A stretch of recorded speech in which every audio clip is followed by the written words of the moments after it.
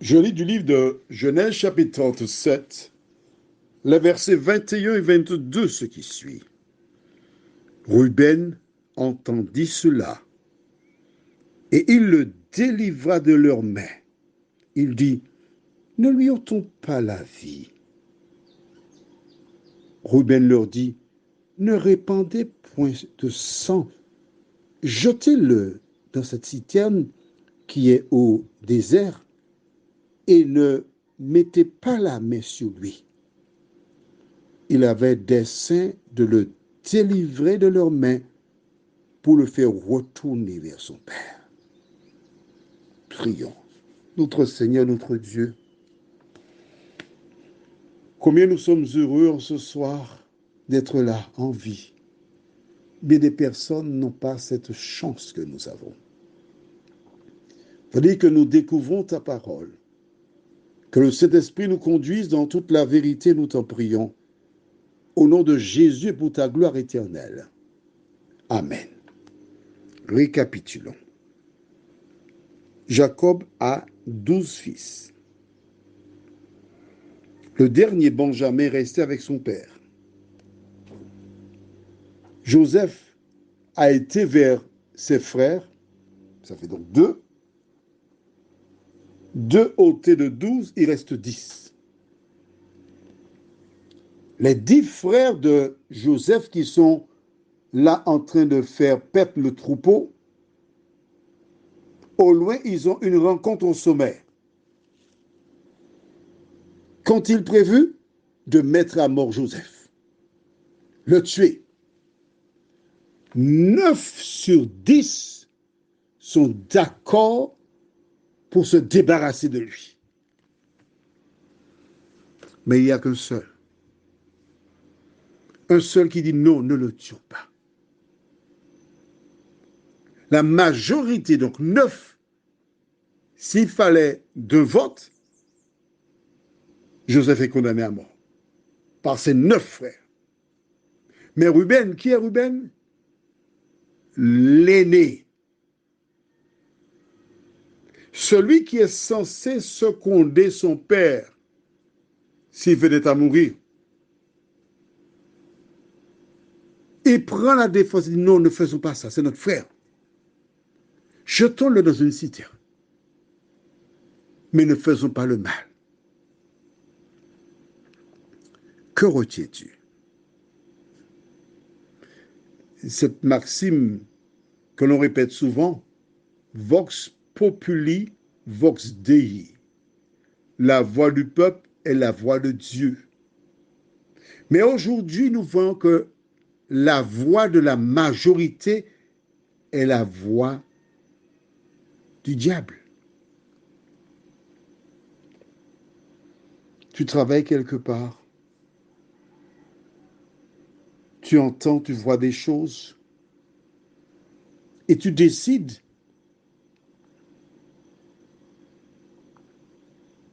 de ne pas suivre la foule, parce que tu n'es pas un mouton de panurge.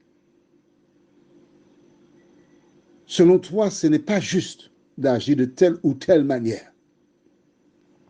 Mais la majorité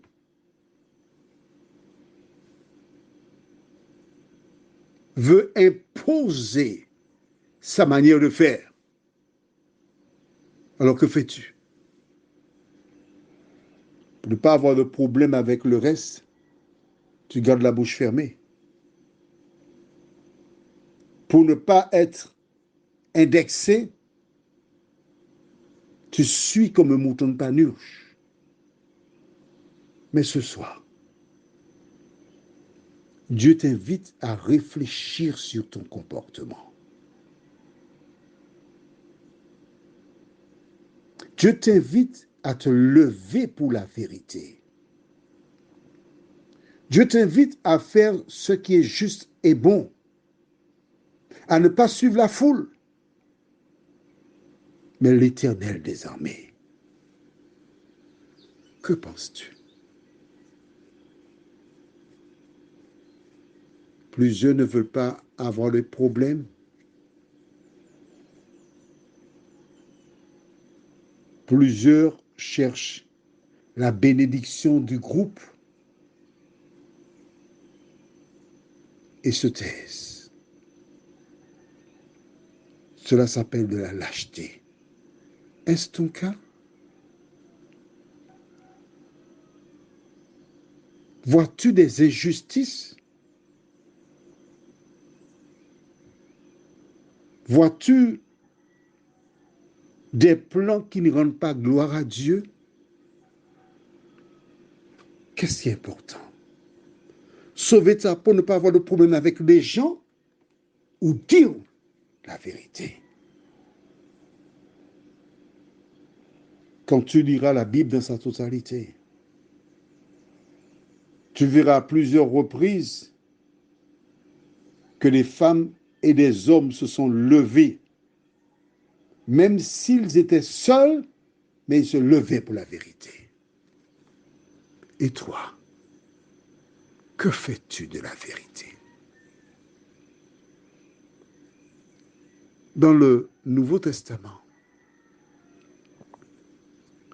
Pilate avait un problème. Il avait la conviction que Jésus était innocent. L'assurance que c'était par jalousie que les autres voulaient le tuer. Son épouse lui a envoyé un message en disant « N'ai rien à voir avec ce saint parce que j'ai été tourmenté à cause de lui toute la journée. » Mais le peuple criait « Crucifie-le. Si tu ne le fais pas, tu n'es pas un ami. Crucifie-le. » Que fit Pilate? Le peuple était là, criant, gesticulant. Il a été prendre une bassine, se laver les mains et dit « Je suis innocent de la mort de cet homme. » C'est laver les mains. Et toi? Tu vois des gens injustement condamnés, calomniés, et tu gardes le silence. Ruben n'avait pas peur. Il a dit ce qui était juste et bon. Même si le monde s'écroule autour de toi, ton devoir consiste à toujours défendre la vérité. Prions. Notre Seigneur, notre Dieu, Ruben, il n'était pas parfait parce qu'il a fait des bêtises. Mais face à cette injustice qui se jouait sous ses yeux, il s'est levé pour la vérité. Or, nous savons, car la Bible déclare dans Jean 14, verset 6, Jésus qui parle, il dit « Je suis le chemin, la vérité et la vie.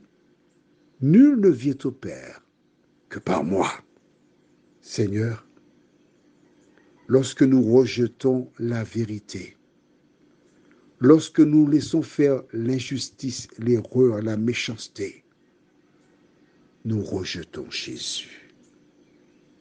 Père, pardonne-nous. Et aide-nous à compter de ce jour, à ne plus rejeter la vérité, mais à l'appliquer dans nos vies.